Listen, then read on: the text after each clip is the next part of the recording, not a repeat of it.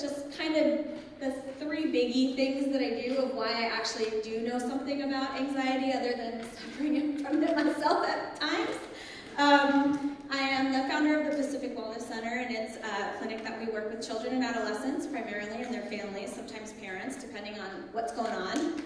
I also teach counseling for education in the graduate teaching program for Notre Dame de Namur University. So I teach teachers on how to work with kids who have anxiety and who have kind of emotional things underlying. All the teachers that I teach are going on to be special education teachers. And then the last thing I do is I also consult and provide trainings for schools and teachers working in special education and with emotionally fragile students. So I spend a lot of my mornings at a super small private high school up in Palo Alto, where I started doing one group, I think 7 years ago, and I'm now there probably 25 hours a week. Like, it's just kind of grown. So I kind of do that in my mornings and then go on and do the other things. I think probably my best qualification is that I'm also a mom. And I'm a mom of 2 kids who struggle with all of these things. So when I gave the presentation before, I think they were laughing mostly at me because I was giving my examples, not only from the schools that I teach at and my practice, but also from my own family. Because I think whether you're talking about anxiety with a small a or with a big A, we all suffer from it sometimes. And our kids, every kid at some point hits that. And I think sometimes it's hard to tell what is it kind of the small A anxiety that we all kind of just deal with, and what is it the big A, like, hey, we really need to notice that this is creating a lot more problems, that there's actually something kind of bigger underlying. And that was one of the things when Holly Kaiser originally asked me to speak at CASA. She said, what do you want to talk about? I was like, I don't know, what do you want me to talk about? And so I said, well, I'm going to go ask around. So I talked to a bunch of teachers, and I talked to some parents, and every single one said, anxiety. Everyone who works with kids says anxiety is really the biggest thing our kids are facing, and it's really across the board, regardless of, whether you've got a first grader who's struggling with how to read, or a 5th grader who's dealing with, social pressures and kind of mean girl stuff, or a high schooler who's stressed out of their mind about college apps and comparing themselves to their peers. So I think all kids really manage that, and something that I thought about was trying to formulate what do I really want to talk about is that I think anxiety is, we all know, okay, our kids are stressed out, but I'm not sure if we always recognize what that looks like in the moment. Because when someone's going, I'm so scared, I'm so worried, that's really easy to see. But, the hidden piece is that I think there's so many things that we don't recognize, behaviors and kind of dynamics that are going on that are actually because of anxiety. And we just kind of see that top piece of our kid being jerky or, whatever may be going on, and not really recognizing there's actually a problem underneath that we could solve if we knew what it was and we could address it. So that's kind of why I really wanted to talk about this, because I think that there's a lot of times kids don't even know they're anxious, and parents aren't sure. So my general goals are to increase your general understanding of anxiety and the different ways in which it may be manifesting, because it really shows up in lots of different ways, depending on the age of the kid, depending on personality, depending on gender. You're going to see it show really differently in different people. How to improve your understanding of how to manage anxiety, how parents can better support young people who are dealing with anxiety. And then the last thing I really wanted to talk about was resiliency in general and how to foster it, because I think that's something that is a big kind of buzzword, and I really like it because it's pretty general, and it kind of talks about whether you have a big A or a small anxiety or a big D depression or a big small or a big D depression. Regardless of what it is, I think the idea of resiliency really gives you the opportunity to deal with whatever's coming along, and the confidence to feel like I don't have to know exactly what's going to happen, but I know that I can manage it. And so those are kind of my 3 things that I hope are your takeaway from this.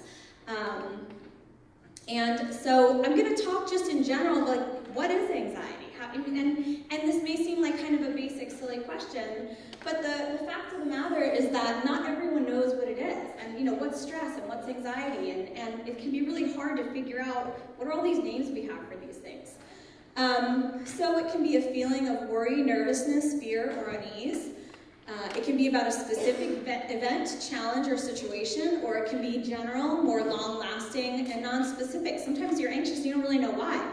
My stomach doesn't feel like I just feel yucky. I had a girl say, I just feel really bejangled. I was like, that's an awesome word. But she didn't really have the words to put to it. She didn't quite feel right. like, well, I have no reason for this. I shouldn't be feeling this way. You know, it's hard to sometimes pinpoint it, but I think anxiety is one of those things that it's not always a specific thing. It could be kind of a conglomerate of a lot of things. And it can have both emotional and physical components. So this is what we call the fight or flight syndrome. How many of you are familiar with this? You know, about half, most of you kind of know it. So I'll try to give a really simple, basic explanation for those of you who maybe don't know what I'm talking about. It's kind of refers to our primal, old school brain back in evolutionary times, which is the part of our brain that's really prepared to take care of us in super dangerous situations. And so we have kind of this adrenal system that pumps when you get nervous, when you're scared. So back in the old days when we had like a bear chasing us, your adrenal system is going to pump all these hormones and adrenaline through your body. Your blood's going to leave your head and go to your limbs, so you're more capable of fighting or flighting as fast as you can. And your heart rate speeds up, you start taking deeper breaths to get more oxygen so that you have more skills to deal with this. And you know, when there's a bear coming at you, that's super helpful. But when you have a test, your blood leaving your brain and not being able to breathe is not at all helpful. And I think for a lot of kids, they don't know what this is. I don't know why. I don't know what's happening. I studied. I don't remember. I don't know what happened. You know, well, you don't have access to your brain in the same way you do. It's really hard to process information. And, you know, if you have a kid that's suffering this periodically throughout the day, half of the information, they could be sitting there, they could be looking, they're listening to the teacher, they're taking notes, and it's just going, you know, it's going in there, but it's not connecting in a way that's meaningful for them. So I think when you have someone that's suffering from anxiety, not only we kind of all hear about test anxiety, but there's a lot in the input, in the original getting of the information that a lot of kids are like, I don't know, I just checked out. I read the page 10 times, but I don't know what the heck it said. So I think these are the kind of things that, you know, there are biological components, and as much as I'll get to kind of what you can do about it, but my favorite one is breathe, and every time I say that, I breathe every day, Lisa, doesn't help. You know, there are specific breathings you can do, and we'll do it later, but that it's not going to automatically make you not anxious, but it is going to stop that primal part of your brain that's saying danger, danger, danger, and start to slow down the biochemical part. And so there are things, you know, people get nauseous, you can actually throw up, they get headaches, there's all different kinds of symptoms, and we'll talk a little bit more about them. But, you know, a lot of people, that's probably, I forget the statistics, but it's a huge part of ER visits are people who think they're having heart attacks, and like 75% of the time or something, it's actually an anxiety attack, because you feel, you know, these things, and these are grown-ups that don't even stop and think about, hey, what's happening to me? I think I'm dying. And I think that's a really big piece, is that you feel like you're dying. Even if it's about going to school or talking to your friend or breaking up with a girlfriend or boyfriend or having to deal with not having a place to sit at the lunch table. All these things may seem small to us, but to them at the moment, they feel like they're going to die. Oh look, I already talked about that one. God, past myself. And just to elaborate a little bit more on why hidden, I think it can have many faces. And as I said, people often don't recognize when they're anxious. And I think that a lot of parents don't recognize that their children are suffering from anxiety. So a lot of times, you know, parents will say, oh yeah, you have a headache, you feel sick. They can actually get so sick, they actually throw up. And they're not making that up. They're not saying they feel sick. They actually feel sick. There's a mind-body connection, and you are having chemicals that are going through your body that are affecting your body. And so, you know, a lot of times when someone has any kind of chronic stomach condition or chronic headaches, that's always my first thing. Like, check with the doctor, but start thinking there could be something else going on here. And I think the other place that a lot of times, you know, we expect to see people saying they're stressed out, or, you know, sometimes maybe snapping a little bit. But I think it can also manifest as anger, sadness, or irritability. And I'm gonna touch a lot on the anger, because I think that actually shows up a lot. I have a lot of people that are like, I don't know, my kid has anger problems. I don't even know what's going on with him. He's just crazy. Well, he's stressed out of his mind, is what it is. And there's two parts of it. One part is, I think it comes up, especially, I'm gonna be a little sexist and say it happens more with males. Feeling scared and anxious is a really powerless, uncomfortable feeling. And a lot of men, especially teenage testosterone having boys do not like to feel powerless. And so the exact opposite of powerless is anger, right? I don't want to feel this way, so I'm going to be angry about it. That's going to help me feel more powerful. And I'm going to be angry that you're talking about it. I'm going to be angry that I have to do this. I'm going to be angry that I'm in this situation. And this is one that I see a lot. And, you know, I have in my own son, who was the first person, I think, when he was little that I really made the connection. And now he's 14, and I can kind of say, you're kind of being a jerk right now. Are you anxious about something? And, you know, we've gone through it enough time that he's like, no, yes, maybe, I have this thing going on. I'm like, okay. But the great news is, once you kind of hit it and you can kind of get to what it is, and I don't think I think it's not even in his awareness a lot of times, but once we can kind of talk about it and recognize that, then just naming it, you can see them just go like, you know, kind of go down, oh, okay, this makes sense, I am upset. This is, you know, I have a reason to feel the way I feel. So I think, you know, being able to name it or even just check in on it is super helpful a lot of times as a parent dealing with jerky kids. Because really, nobody's ever jerky for no reason. When we're in that mode, when we're being snappy, when we're being irritable, and I hate to say it, parents, but we do it too, I hear the other side all day long from your teenagers and your kids who are like, oh my God, my mom had the worst day at work, and it's going to be horrible. I want to go home. I'd rather do homework than talk to her because she's going to be so... I will not say it, but you can figure it out, right? We do it too. We all tend to do it. So I think really if you can kind of hold that in your mind as we go through the rest of this presentation and kind of take away any preconceived notions you have about specifically what anxiety might look like, you know, on TV or what you think, and really think about the underlying emotions that may be creating behaviors that you're seeing. I think for mentally, the other thing is people never think this is anxiety, but it pretty much always is. Intrusive, repetitive, unwanted thoughts. So I'll give you my example of this, is waking up at 4 a.m. in the morning and going over my list of things to do, which are really stupid things, like return a phone call, or go to the grocery store, pick up the dry cleaning, but I'm sitting there at 4 a.m., I gotta do this, and then I do it when I get up. I waste 4 hours laying there stressed out of my mind. I get up and do it in 15 minutes, right? And there's part of me that knows I'm being crazy, but on the other hand, it's just going around and around. So I think kids do this a lot. A lot of times kids say, I can't go to sleep at night. It's a biggie. I lay in bed and I can't. Their brain is just racing. And most of the time it's things that are either silly or really easily solvable or not actually that big of a deal. But I think if you have a kid that's saying this to you, think about it. This is part of what's happening. Their brains kind of will not shut off. You've got this, I gotta fix this, I gotta fix this, I gotta fix this. Even if it's something that there's no way you can fix at 4 in the morning, like going to the grocery store. So what does it look like? So I kind of put a whole bunch of words up here because I think all of these things can be anxiety. So scared, that's pretty typical. We expect that. I'm anxious, I'm nervous about something. Shut down, we don't always know. Sometimes you just see kids just go, they just stop talking, they put their head down, they're not engaged, not involved. A lot of times, that's anxiety. Easily distractible. When your brain's going 1,000 miles, it's really hard to keep on a track, right? And so you have all these things where they're kind of here, and then they're there, and then they're there, and then they're there. So again, with that, they're often not getting information as it's coming in. So you're like, I had this conversation with you 15 times. What do you mean you don't know you have to go to practice after school today? You've done it every day for the last 2 months. I don't hear you. I don't know. You're like, oh my gosh, what's going on? I think that it's the fact that they're not getting all the information as it comes in. Reduction of working memory.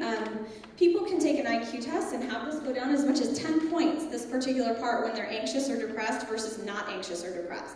So it really actually has a pretty significant effect on how we function and our ability to function effectively. Angry, I kind of talked about that, but I'm going to talk about it a lot because I think that's a big one. Anytime I have anyone come in that says my kid's angry, this really is my first go-to. I start assessing for anxiety right away. School refusal. So this is a big one, whether it's because they're sick, not feeling good, stressed about homework, don't like a teacher. Often this is kind of their job. This is where kids spend most of their day, right? So when they start to say, I don't want to go to school, or I want to get up, or they're calling to come home sick, on a consistent basis, that's the next thing. Well, what's going on? Try to solve it. And sometimes it's a specific kind of small solvable problem, but sometimes it's kind of more that generalized anxiety. Work refusal, 9 times out of 10 it's because they feel overwhelmed, they don't feel like they can do it, they think it's going to be too hard. A lot of times it ends up being not even particularly hard, but you see kids that you know they're doing homework that should take them about 15 minutes and it's a 4-hour-long, horrible trauma for everyone involved. A lot of times there's anxiety underlying that. And I'm going to say it again, the jerky they are about doing it, the more likely I'm sure that there's some kind of anxiety around it.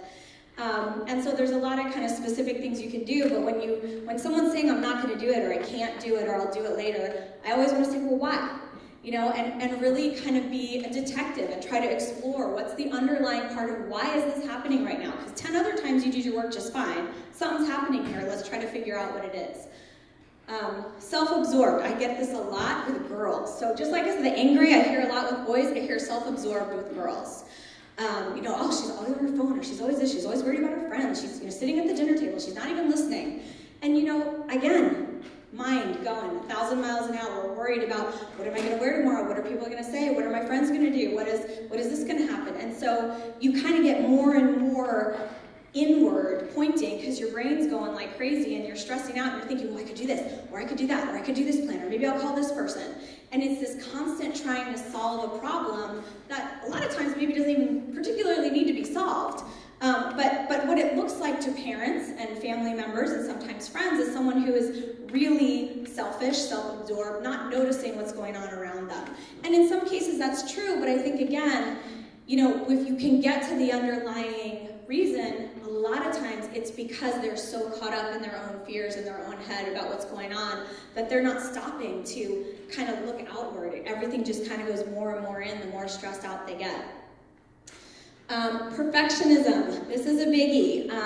It happens in the younger grades, but I feel like you can just see it skyrocket through middle school and high school in particularly. And I think in this area particularly, we have kids that are under an awful lot of stress in terms of the expectations. Going to the doctor with my son the other day, and he got a concussion and was really stressed, and was like, I'm applying to Bellarmine, and my things, I'm not going to be able to take the HSBT test, and my brain's not working, and she's like looking at me, and I'm like, I deal with it every day, I don't know, I've heard this all before, lady, you're the doctor, fix him. And so she kind of had an interesting little talk and talked about her niece who had a 4.97 GPA and didn't get into any of her top 5 schools. And had spent her whole high school career stressed out of her mind and miserable and working and, never having a social life and doing all these things, and ended up getting in her, 6th school, which was still something super great, don't get me wrong, it wasn't a bad school. But she called her and said, I've never been so happy.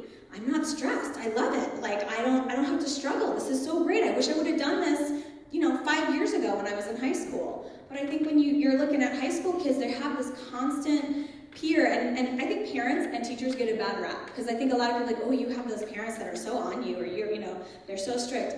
I think they get a lot more peer-to-peer than they do from parents. Most parents that I know that I talk to are far more concerned with their kids being healthy and happy and not cutting and not drinking and not using and not stressed out of their mind than they are about what particular college they're going to. But kids don't feel that way. They feel like I have to hit all these things in order to be okay. And when you're focusing on needing to be perfect, pretty much you can't. So it's a fruitless job that really never ends up the way you want it to. And in the meantime, you're miserable because you're kind of missing out on your actual life. And it also leads to work refusal and school refusal and some of these other things. Because if I can't do it perfectly, I'm going to go. What am I going to go there and look like an idiot? I'm not showing up for that. Not be perfect where everyone can see me? No way. So I think that's a big one, kind of looking at this idea that it's not okay to make mistakes, it's not okay to fail, it's not okay to not know something, and there's so much pressure, and I think, good and bad, we have technology, and we have a lot of wonderful resources for our kids, but that also really raises the expectations that somehow we think they should be able to do all these adult tasks. I mean, the kids that I see who are applying to college in high school and also doing high school and doing sports and, doing ASB and I'm thinking, when do you sleep? How do you live? How do you breathe? And they rocks on their back. And it really breaks my heart for them, because I'm kind of looking at them and I'm saying, you know, you're not happy. Being perfect, being a perfect kid is not making you happy. So if you're perfect, you're not happy, and if you're not perfect, then you're really not happy, because you have this idea of like, well, those perfect people must be living the good life. And I'm over here, you know, not perfect, and why should I even bother? I'm just a big loser. So I feel like this perfectionism really is incredibly rampant in our area, and I think it's not quite as bad other places, and I think it has a lot to do with the expectations and the success that the kids see around us. And kind of this pressure they put on themselves to be a certain way or look a certain way, or that they think they should be a certain way. So here's a biggie for parents, is the need to control. So if you have a kid that has to kind of control when you're taking vacations, how you're doing it, where you're staying, where you're gonna go eat, I would say, ding, anxiety, because they're trying to fix all these things. They've got all these worries going on in their head. And so they're like, if I go to the perfect restaurant, and I get the right meal, and I get the right thing, and I wear the right clothes, and you do what I tell you to do, because if you all just do that, that'll be great. You know, that's what happens. And so you have a kid that's like trying to run everything, and parents are like, oh. And I think it's really important to know, because it's really hard, actually, to live with someone like that, or to be close to them. It can be a little crazy making. And FYI, parents, that might be you. You might be the controller. So everything I'm saying about your kids, I'm just gonna say hold a little mirror sometimes to some of these things yourself. It's really difficult to live with. It's really difficult to enjoy someone that's constantly trying to get you to do something, and things have to be a certain way. And so again, I'm gonna say that's because inside, they're trying to fix everything and trying to control everything to manage their anxiety. Manipulative kind of goes along with that. So a lot of parents will come in and say, oh, I don't know what's wrong with my kid, they're so manipulative. And I'm like, well, you manipulate when you don't know how to get what you need yourself. That's kind of the definition of manipulation. I just can't go out and do it, so I have to try to get you to do it. And I think kids with anxiety feel like they're gonna die, whether it's because they don't have the right shoes, or they have the old iPhone, or they're gonna fail this test, or their boyfriend got caught making out with their best friend last week, and now they gotta go face him at school, whatever it is, they feel like they're gonna die. So heck yeah, they're gonna be manipulative. Heck yeah, if they feel like if I have to go to school and deal with this, I'm gonna die, I am gonna do everything in my power to make sure this does not happen. And I'm gonna pull whatever string and go to whatever degree I have to, and push whatever button I have to not do this thing, whatever it may be, that makes me feel like I'm gonna die.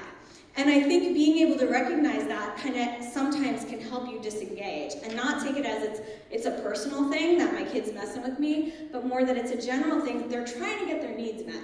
And unfortunately, they're doing it in a way that is driving you bananas and probably isn't super effective for them in the world, but it's an attempt to try to solve a problem. And if you can look at it as that, it makes it a little bit easier, I think, to manage and to be able to find a way to kind of get around it without tons and tons of conflict and fights.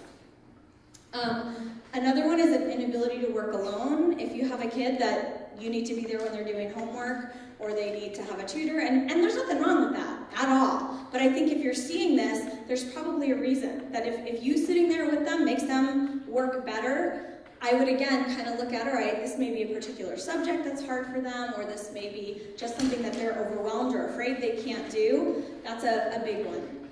Social phobia is another one. It kind of manifests in a different way. Kids that are afraid to order if you go to a restaurant. Or a lot of times, it's that being in your head all the time. So they'll be like, what happens if we see someone we know out in public? I don't say hi. That's, I gotta think of the next thing. It's like the worst thing in the world would be to open a conversation with someone, because then they're thinking 5 dialogues down the road of what they're gonna say. So I think so it's easier just to not do it. I'll just stay in here in my room where I don't have to deal with that, or where it's online and I can type it out and think about what I want to say back. So I think social phobia is another way it can manifest. Test anxiety we talked about. Procrastination, I think, kind of goes along with the work refusal and school refusal. If you're not feeling great about something, you have a tendency to put it off. I was just going to ask you how before you were talking about little a and big A. Mm-hmm. Do each of these have little a manifestations and big A manifestations? Absolutely, and I think it's really really a continuum. I mean, I think it's a matter of degree. You know, you may have some things where none of this hits you, and you may have others where you're like, oh my gosh, that's totally me, or that's totally my kid, or my partner. And to be fair, if you look at every single one of these, we all do this some ways at some times in some circumstances. None of these are completely foreign behaviors. But I think when you're looking at it as consistent, prevalent, pervasive, something you're dealing with a lot of the time, that's when your little a is getting bigger, right? When you're kind of seeing this pattern over time. And then performance anxiety, which kind of goes along with the perfectionism and some of the other things. So what does it feel like? It's a feeling of fear or worry that is disproportional to the situation at hand. I think that's the biggest thing is I hear kids like, oh my God, my parents don't understand. They have no idea what a big deal this is. And you're like, it's your hair.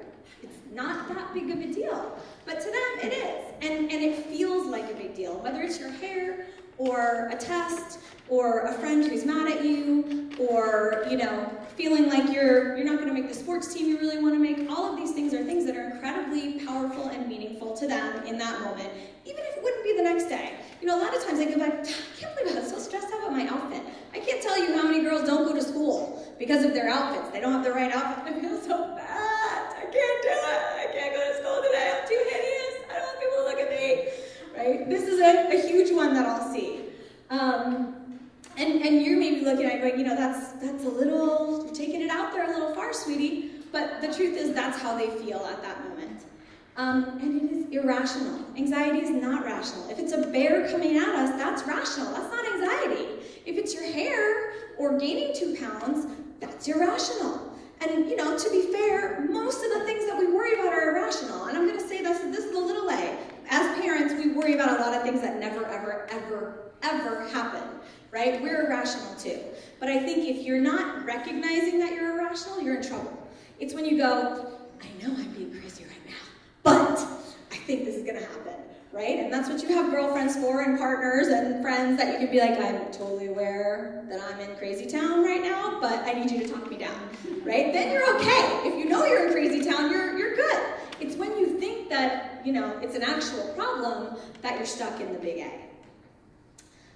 Anger and blame towards others. I think a lot of times you feel so rotten when you're anxious. It's such an awful place to be that a lot of times I can't even look inside. I'm already ashamed. I feel like a loser. I'm not perfect. I'm not doing any of these things the way I should. So you know what? I'm just going to put it out there. It's your fault. And parents, you tend to be the target of the deflections a lot.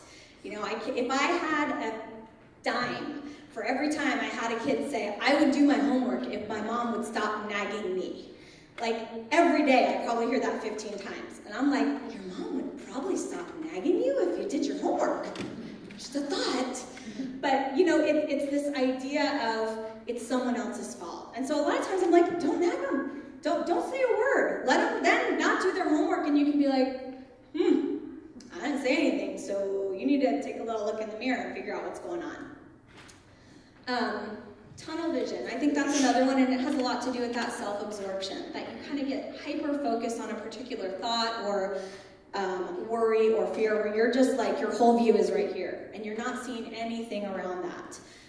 And it's really hard to be able to open your view to see. And if someone tries to tell you to open, you're crazy, you don't know what I'm talking about. This is what actually matters right now. And so I think whether it's you or seeing that in their kids, if they're stuck on something, that's a big sign that there's some more pervasive anxiety going on. It can escalate to paranoia. And this is definitely in the big A, where it starts to go, you know, past just irrational to, you know, this is really absolutely illogical. And when they really can't see that, then you really need to get them in and have someone take a little look and figure out what's going on. I talked about this a little bit before, but the inability to process incoming information, rigid black and white thinking. I think whenever you're in a rough place, we tend to go to this black and white. It's this or that. It's really hard to think about that gray, uncertain area. When you're anxious, it's impossible. There is no gray area. I'm going to do this or that, and they're both really terrible. And so my life is going to suck no matter what I do, so I don't want to talk about it anymore. Stop nagging me. Right? That's the black and white thinking that you're going to get a lot of times. And being able to say, all right, there is this and that, but there's also this. Let's just look at all the possibilities. I think is a really good one to help people recognize, and for yourself too, to kind of notice. We all tend to do that, and I think the more vulnerable we are, if you're down, if you're having a rough week, if you're more stressed, you will automatically go more into that black and white thinking and kind of stop the creative solution problem-solving process. And I'm going to say it again. It feels so overwhelming that you feel like you're going to die. This doesn't feel like a small problem. It feels like a huge, gigantic, insurmountable problem. And when you feel like you're faced with something you can't do, of course you're going to feel really overwhelmed. And you're going to feel really rotten. And you're probably going to be jerky to the people around you because it feels like everything is horrible. So let's talk a little bit about who is at risk. Who has the big A, anxiety. It's actually the most frequently diagnosed of all the mental disorders. 25.1, so a quarter of all kids, teenagers, 13 to 18-year-olds, suffer from anxiety. It affects about 40 million adults, or about 18% of the adult population. Now here's the kicker, guys. Children with anxiety often have parents with anxiety, and vice versa. I'm not going to say it's chicken or egg, but I do think actually that there's a genetic component. I think I actually explained this right before I came here to my last client. We were talking about anxiety. That, you kind of, if you're normal, you kind of rev on this, right? You're just kind of going along and something a little stressful happens and your adrenaline kicks and you might kick up to here, right? If you have anxiety, you're revving up here. So it doesn't take a lot to kick you up to that point.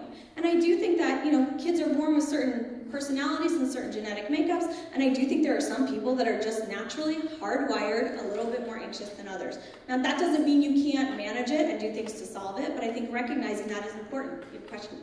Yes, thank you. So you have the 25% and the 18%. Is that at one time, or is that like a lifetime thing? Like 25% of people have suffered at that age, have suffered from it sometime, or at any given time, there's 25%? I'm not sure I understand your question. So you're asking, is it that at any point in time, if you took a snapshot, 25% of people, or you're saying if you look at all the people, 1/4 of them would have experienced it? Is that what you're asking? Which one? Well, guess what? I don't know the answer. so I clarified that super well, but unfortunately, I don't know. I can go back and look at the database I took it from. I think, if I recall correctly, looking at the context of what it was, I think it was kind of saying that big A, diagnosable, have been treated for actual anxiety. So I would say that would be specific people having experienced that and because I think that's where they would get their statistics. It was a national database of something from which I got it from. And I'll put it on the website so I'm not just making it up. So I think, again, when you're looking at kind of that idea of anxiety, there's that genetic part. There's that piece that some people are just wired to be a little bit more prone to that. You see have the cool, shaka bra, kind of mellow kids, and then you see those kids that are like ready for whatever next disaster is going to come. And so I think that's definitely a part of it. But I think that there's also a little bit of a learned component. And as parents, I think us being able to manage our own anxiety, which if you're a parent and you don't have some kind of anxiety, there's something wrong with you, because it's a really scary world to raise kids in. So I think we all have that on some level. But I think being aware of how are we manifesting it, how are we talking about it. I talk to a lot of parents who are like, oh my gosh, my kid's anxious and it's my fault. I have anxiety, I've had it my whole life, and now look, now they have it and it's me. I totally ruined them. I'm a terrible person and I should never have kids.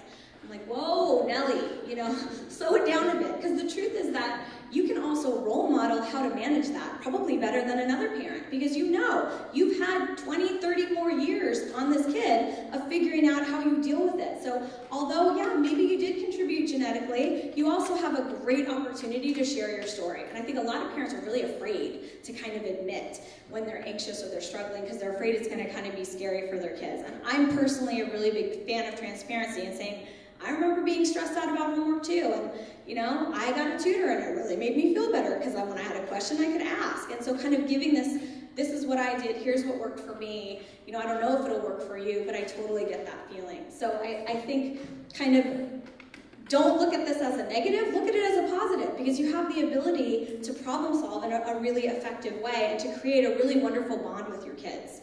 that I think, kind of pretending like everything's fine, I think really just reinforces that perfectionism ideal, that somehow everyone else has it going on and they know what they're doing, when I'm like, none of us know. Nobody knows what they're doing. Some people are better at looking like they know what they're doing, and maybe some places you're really good and you do know what you're doing, but there's all these other places where we're all trying to figure it out and we're just kind of going by the seat of our pants. And I think being able to give that and be candid with kids is a really powerful message, because they kind of assume adults always know what they're doing, and they sure assume their peers. And I remember thinking that too. I think I shared this story last time with my college roommate, and she had been living on her own for a year, and I was like a freshman. I was like, I love my mom. I was like terrified, and I was just like, she has it all together. She's like independent. She knows everything. She does everything.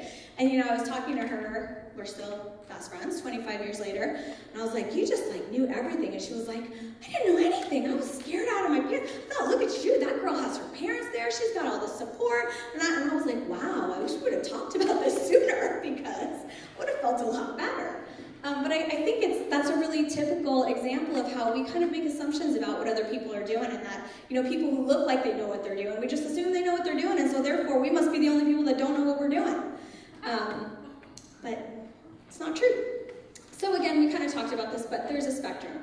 Everybody has some symptoms some of the time in some circumstances. So even if you're a kind of mellow, don't get very anxious very often kind of parent, if you have a kid who's struggling, tap into what that feeling is. Think about it, that one time that you were anxious, and try to relate and empathize, because it's going to go a lot better. So warning signs. So withdrawal from previous activities and people. I think you see that a lot with kids when things just feel overwhelming. It's better just not to do it. I just won't go. I just won't do it. It won't be scary. I won't have to talk to people. I won't have to look like an idiot. I won't embarrass myself. Whatever that is, it's this idea of fail in front of everybody, that they start kind of feeling less and less brave about taking on new challenges. Angry outbursts, irritability, refusal to try new things. So sometimes it may be fear, anger, and whining over things that used to be easy, fun, or no big deal. So sometimes it may be a new thing that you're like, hey, come on, let's do this. And they're like, oh, I'm not doing that.